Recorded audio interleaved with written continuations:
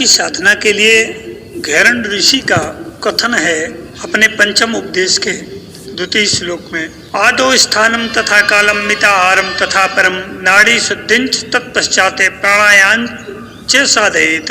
अर्थात इसका अर्थ ये हुआ कि आदो स्थानम तथा कालम, प्राणायाम का साधन करने हेतु सर्वप्रथम 4 विषयों की आवश्यकता होती है।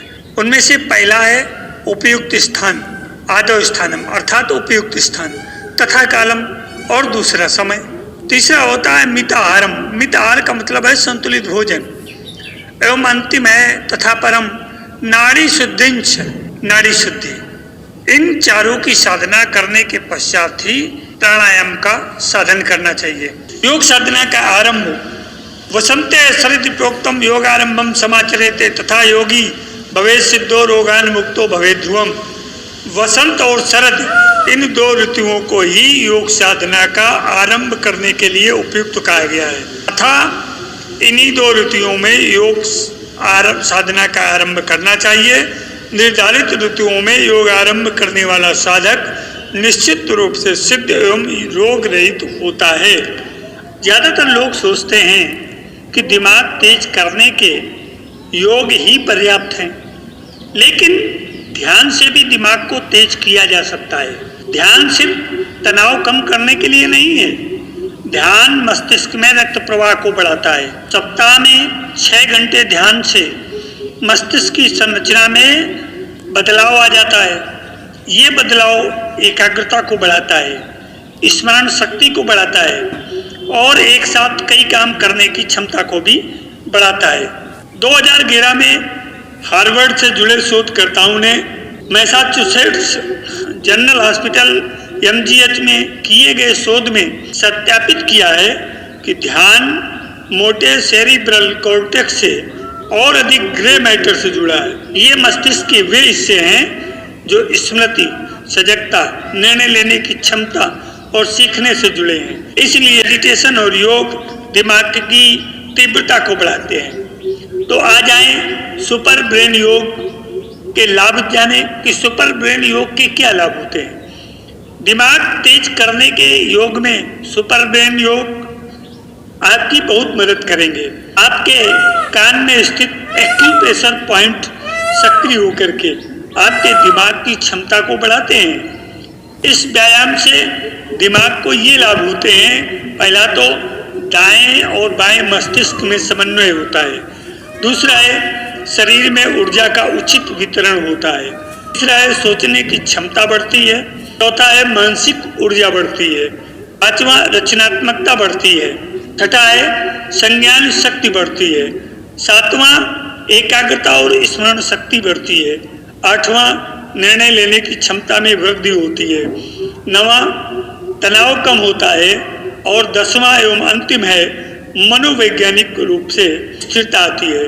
इस तेज दिमाग के सरल उपायों से विभिन्न मानसिक रोगों जैसे अल्जाइमर, अवसाद, attention deficit, hyper activity disorder, ADHD, down syndrome, autism और डिसलेक्सिया आदि में मरीजों को काफ़ी सहायता मिलती है। सुपर ब्रेन योग में दिमाग तेज करने के योग और आसनों के और प्राणायाम के विषय में अब हम चर्चा करेंगे। तो सबसे पहले प्राणायाम से प्रारंभ करते हैं। योग का विज्ञान शरीर की आंतरिक शक्ति को जगाता है और शरीर को अधिक शक्तिशाली बनाता है एवं शरीर की कार्य क्षमता को बढ़ाता है। ये संज्ञान शक्ति में तत्काल वृद्धि का कारक भी हो सकता है।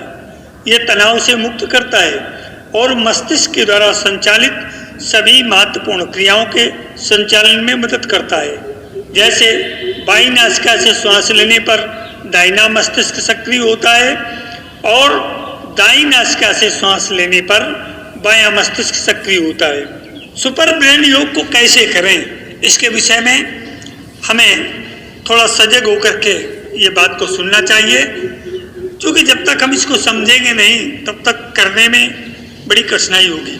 हम कोई भी आसन बिछा लें, गुरुत्वाकर्षण विरोधी आसन मुलायम हो और सूती हो या ऊनी भी हो सकते हैं, उस आसन पर हम सीधे 180 अंश में सीधे खड़े हो जाएं और अपने दोनों हाथों को सामान्य स्थिति में बाजू में रखें यहाँ पर ध्यान ये रखें कि अपने दोनों पैरों को अपने कन्नों की सीध में बराबर खोलें, अर्थात आपके दोनों पैरों के बीच में उतना ही अंतर हो जितना आपके दोनों कन्नों की चौड़ाई है। इसके पश्चात अपना सीना बाहर निकला हुआ हो, रीढ़ मेरुदंड मस्तिष्क की सीध में हो। सबसे पहले अपने बाएं हाथ को उठाएंगे और अपने दाहिने कान को पकड़ेंगे। ध्यान ये रहे कि दाहिने कान को पकड़ते समय हमारा अंगूठा सामने की ओर रहे और हमारी उंगलियां कान के पीछे चली जाएं। अगला चरण है, अब दाएं हाथ को उठाएं और अब अपना बायां कान पकड़ें।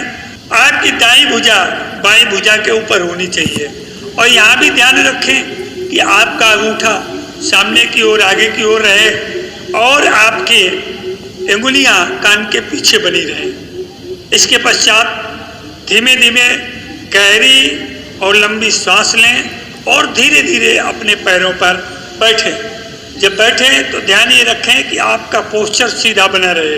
पैरों पर बैठ करके हमारे घुटने हमारे सीने की तरफ हो और हमारी रीढ़ एकदम सीधी हो। यहाँ पर 2 से 3 सेकंड प्रारंभ में रुके। जब ये अभ्यास बढ़ जाए तब यहाँ पर रुकने की समय सीमा आप 5 से 6 सेकंड कर सकते हैं। प्रारंभ में 2 से 3 सेकंड रखें। इसके पश्चात धीमे धीमे आराम से श्वास छोड़ दें और जिस तरह से धीमे धीमे बैठे थे उसी तरह से अपने कान पकड़े हुए धीमे धीमे उठकर खड़े हो जाएं। इस तरह से ये एक चक्र हुआ और अब आप इस तरह के 15 चक्र प्रतिदिन कर सकते हैं। जब आप ये 15 चक्र करेंगे तो धीरे धीरे ये करने से आपके ब्रेन में एक नवीन संरचना, एक नवीन स्फोटक स्थिति पैदा होकर के आपका ब्रेन शार्प हो जाएगा। जैसा कि आप चाहें हम अगला चरण आसन और योग पर रखें। तो पहला हमारा योग है भ्रामरी प्राणायाम। भ्रामरी प्राणायाम करने के लिए हम किसी भी आसन पर पद्मासन या सुखासन की स्थिति में बैठ जाएं और दिमाग तेज करने के योग में सबसे पहले स्थान पर भ्रामरी प्राणायाम आता है। यह प्राणायाम नकारात्मक भावनाएं जैसे क्रोध, चिड़चिड़ाहट, निराशा और चिंता को दूर करता है। एकाग्रता और याददाश्त को प्रबल बनाकर आत्मविश्वास को बढ़ाता है। यह एक साधारण प्रक्रिया है जिसको घर या ऑफिस कहीं पर भी किया जा सकता है। यह प्राणायाम चिंता मुक्त होने का सबसे अच्छा विकल्प है। अपनी कमर, गर्दन और मेरुदंड सीधा करके बैठें। अपने दोनों कान अपनी तर्जनी उंगली से बंद कर लें और बंद करके आंख बंद करें। धीमे धीमे गहरी और लंबी सांस भरें। सांस को नाक की सहायता से आवाज करते हुए, भ्रमण के गुंजन जैसी आवाज करते हुए नाक से स्वर निकालें। जब नाक से स्वर निकलेगा तो भ्रमर गुंजन जैसा इसमें प्रतीत होगा। इसी भ्रमर के गुंजन की वजह से इस प्राणायाम को भ्रामरी प्राणायाम कहते हैं। दूसरा है पाद पश्चिमोत्तानासन। पाद पश्चिमोत्तानासन तेज दिमाग के सरल उपायों में से एक है। ये रीढ़ की हड्डी को खींचकर तनाव मुक्त करता है, मन से क्रोध और चिड़चिड़ाहट को दूर कर मन को शांत करता है। पाद पश्चिमोत्तानासन में आप अपने मैट पर या आसन पर आगे की तरफ पैर फैला करके सीधे बैठ जाएं। हमारे दोनों पंजे एड़ी आपस में जुड़ी हुई हों और सांस भरें। सांस छोड़ते हुए धीरे धीरे अपना सर आगे घुटनों की तरफ झुकाएंगे और प्रयास ये करेंगे कि हमारे घुटने हमारे सर से छू जाएं। नहीं छू जाते हैं तो जितना संभव हो उतना आगे की तरफ झुकाएं और हमारे दोनों हाथ हमारे पैरों के एड़ी के आगे भाग पर पकड़े हुए हों। इस तरह से इस पश्चिमोत्तानासन की स्थिति में नीचे झुके हुए आप प्रारंभ में 4 से 5 सेकंड का समय रख सकते हैं। इस समय कुंभक की स्थिति रखें और पुनः जब वापस आए तो सर को जैसे जैसे धीरे धीरे ऊपर उठाते हैं सांस भरते हुए सीधी स्थिति में आ जाएंगे। अब इस दिमाग तेज करने के तरीकों में तीसरा स्थान आता है सेतुबंद आसन का। सेतुबंद आसन का भी अहम योगदान है। गर्दन और रीढ़ में खिंचाव के द्वारा यह मजबूती लाता है। मांसपेशियों को आराम देता है, मस्तिष्क में रक्त संचार बढ़ाता है, मस्तिष्क और तंत्रिका तंत्र को शांत करने में मदद करता है, जिससे चिंता, तनाव और डिप्रेशन अवसाद को कम किया जा सकता है।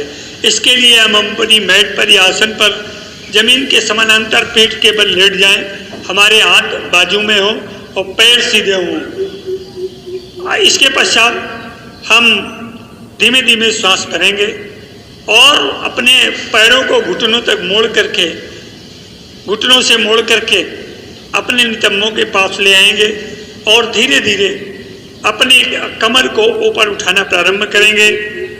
कमर को ऊपर जितना ऊपर ले जा सकते हैं ऊपर उतना ऊपर ले जाएं और अपने हाथ को दोनों एड़ी को पकड़ करके अपने पैरों के समानांतर रखें। कमर उठे हुए पोज में जितनी ज़्यादा देर आप यहाँ रुक सकते हैं रुकें। इसके पश्चात श्वास छोड़ते हुए धीरे धीरे आप कमर को नीचे ले आएं और पैरों को फैला लें। ये एक चक्र हुआ। इस स्थिति में आप प्रतिदिन 2 से 3 चक्र सेतुबंद आसन के कर सकते हैं। सर्वांगासन चौथा नंबर का आसन है। सर्वांगासन दिमाग तेज करने के घरेलू उपायों में से एक है। थायराइड और पैराथायराइड ग्रंथियों को नियमित करता है, सुचारू रूप से ये परफॉर्म करता है। पीनियल और हाइपोथैलेमस ग्रंथियों में अधिक रक्त पहुंचाकर मस्तिष्क को पुष्ट करता है, सभी संज्ञानात्मक कार्य प्रणाली में सुधार लाता है। इसके लिए हमें सबसे पहले अपने आसन पर समानांतर लेट जाएं और लेट करके अपने पैरों को घुटनों से मोड़ें और मोड़ करके घुटनों को अपने पेट की तरफ झुकाते हुए धीरे धीरे कमर को ऊपर उठाएं। कमर को ऊपर उठा करके अपना दोनों हाथ अपने कमर के ऊपरी भाग पर पीछे टिका दें।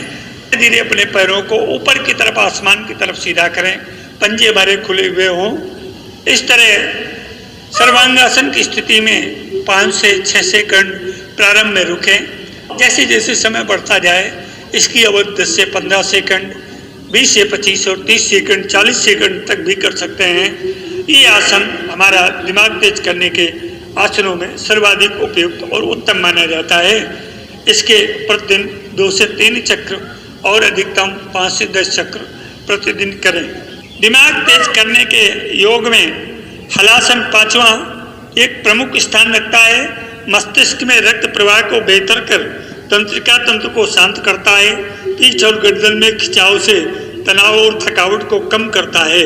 आप अपने आसन पर इसको परफॉर्म करने के लिए सीधे लेट जाएं और लेट करके आप अपने पैरों को सांस भरते हुए धीरे धीरे ऊपर उठाएं और अपने हाथों को जमीन के समानांतर अपने कमर की तरफ रखें और अपनी कमर को धीरे से सांस छोड़ते हुए ऊपर उठाएं।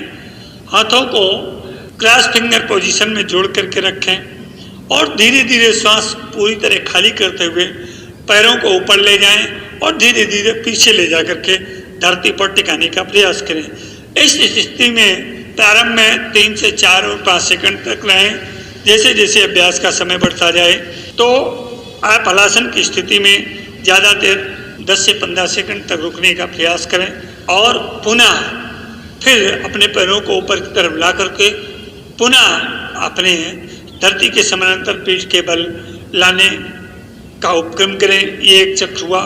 इस तरह से 2 से 3 चक्र प्रतिदिन किए जा सकते हैं।